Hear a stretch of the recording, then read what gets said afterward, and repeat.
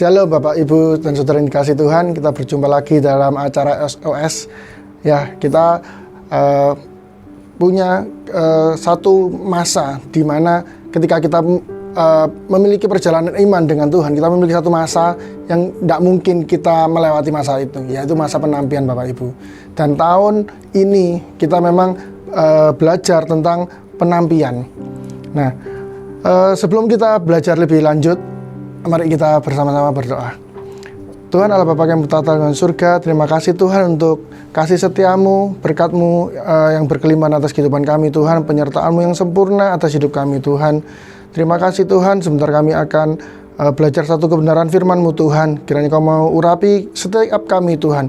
Biarlah hikmat-Mu boleh turun atas kami Tuhan, dan kami boleh belajar kebenaran firman-Mu, dan kami boleh melangkah bersama dengan Engkau, dan firman-Mu itu belum menjadi pelita bagi kaki kami Tuhan.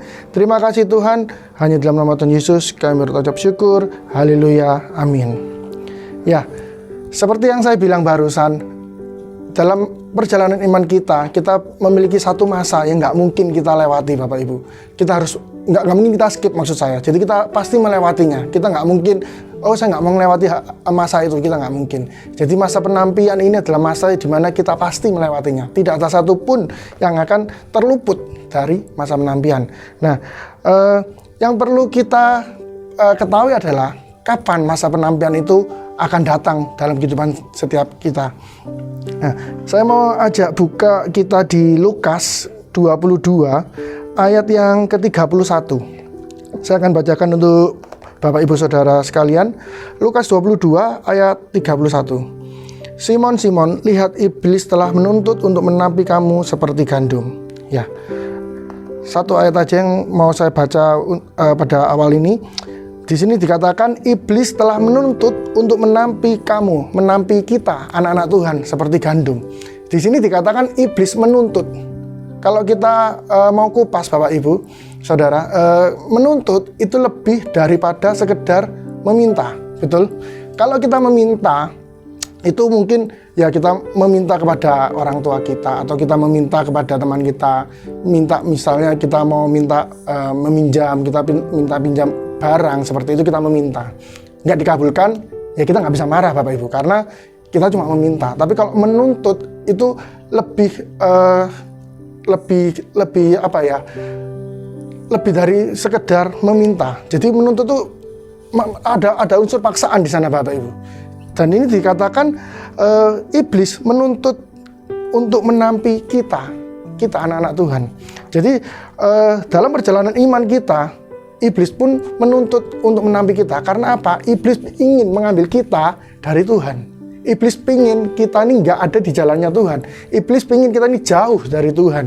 Nah, ini yang perlu kita waspadai. Kapan penampian itu datang dalam hidup kita? Karena masa penampian untuk tiap orang itu nggak sama Bapak Ibu. Yang kita alami, atau mungkin yang istri kita alami, suami kita alami, itu berbeda. Nah, yang perlu kita ketahui adalah kapan. Nah, di sini masa-masa penampian ini hari-hari ini banyak telah dialami oleh anak-anak Tuhan. Nah, bagaimana caranya memperhatikan ini sudah masa penampianku apa belum? Atau ini sekedar masa-masa sulit? Saya mau ajak kita buka di Lukas 22 ayat yang ke-54b. Lukas 22 ayat yang ke-54 ini perikopnya Petrus menyangkal Tuhan. Nah, ayat yang ke-54, lalu Yesus ditangkap dan dibawa dari tempat itu, ia digiring ke rumah imam besar dan Petrus mengikut dari jauh. Yang ayat yang ke-54b adalah Petrus mengikut dari jauh. Nah, ini dia Bapak Ibu, yang penampian kita itu terjadi ketika apa? Sama seperti Petrus, mengikut dari jauh. Ketika kita mengikut Tuhan dari jauh, kita berada, hati-hati, kita akan memasuki masa penampian di sana. Lebih cepat memasuki masa penampian di sana ketika kita mengikut Tuhan dari jauh. Nah, artinya apa dari jauh itu? kita tuh nggak dekat dengan Tuhan, kita mengikutinya dari jauh, kita nggak nempel dengan Tuhan. Padahal seharusnya Tuhan itu adalah pokok anggur kita. Seharusnya kita tuh melekat, menempel dengan Tuhan. Tapi ketika kita mengikuti Tuhan dari jauh, kita mengikuti Tuhan itu nggak dengan sepenuh hati kita. Mungkin ada masalah dari hidup kita menjadi semakin jauh. Kesibukan kita membuat kita semakin jauh dengan Tuhan. Nah, itu kita harus berhati-hati. Ketika kita berada jauh dari Tuhan, ketika ada penampian, kita pasti nggak mungkin lolos dari penampian itu, Bapak Ibu. Sedangkan tujuan penampian itu sebenarnya adalah apa? Memisahkan gandum dari sekam, memisahkan yang baik dari yang buruk, kambing dan domba. Itulah tujuan dari penampian ini, Bapak Ibu. Nah, kalau kita mau lolos dari penampian ini, kita harus tahu kapan waktu penampian kita. Kalau kita memberi celah kepada iblis, ketika kita menjauh dari Tuhan dan iblis masuk di celah itu dan iblis menampi kita karena dia menuntut untuk menampi kita dari Tuhan, itulah yang akan terjadi, Bapak Ibu. Dan ketika kita lengah di sana, ketika kita nggak sadar, kita nggak aware, kita nggak memiliki kesadaran untuk terus melekat dengan Tuhan, itulah yang menjadi bahaya buat kita. Ketika iblis masuk, iblis menampi kita dengan cobaan-cobaannya dia, kita nggak akan lolos ketika kita jauh dari Tuhan, Bapak Ibu. Nah, makanya penting bagi kita untuk bisa tetap kita ini dekat dengan Tuhan. Kita semua tahu penampian itu seperti yang tadi saya bilang, menampi untuk memisahkan antara kambing dan domba.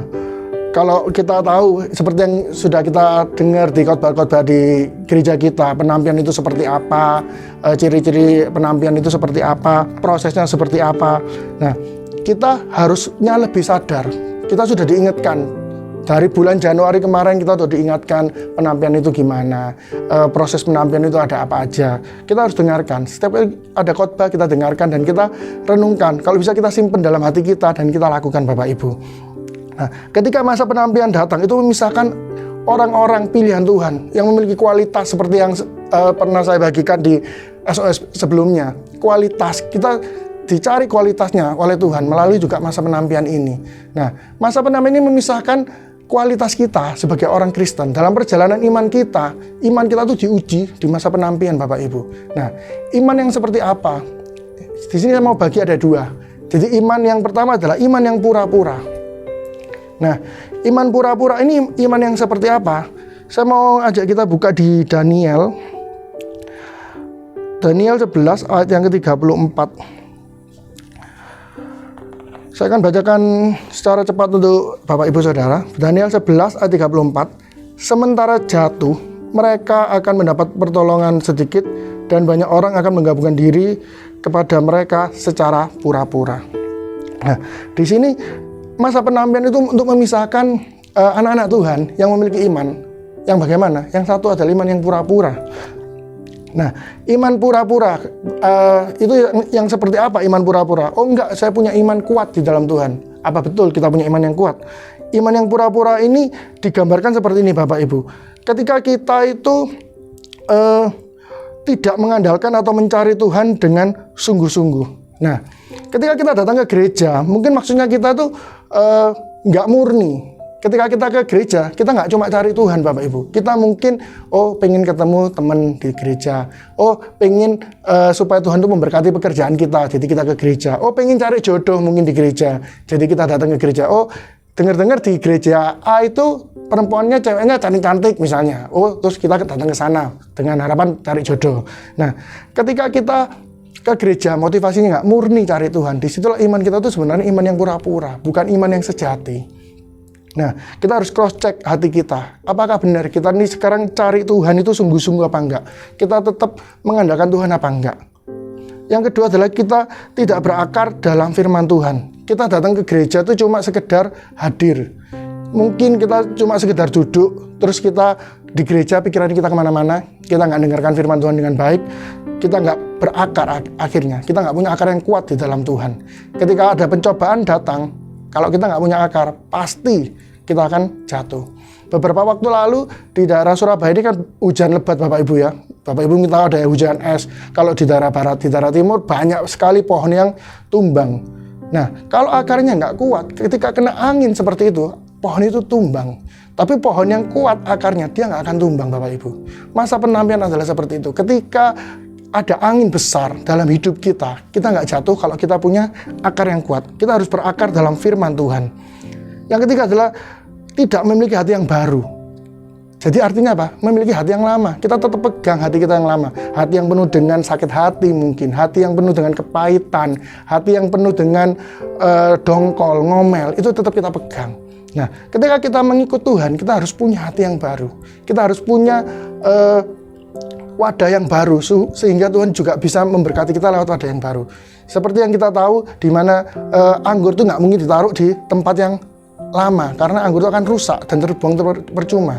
Itu berbicara tentang kita harus memiliki hati yang baru, Bapak Ibu. Ketika kita mau anggur yang baru dari Tuhan, kita harus memiliki hati yang baru.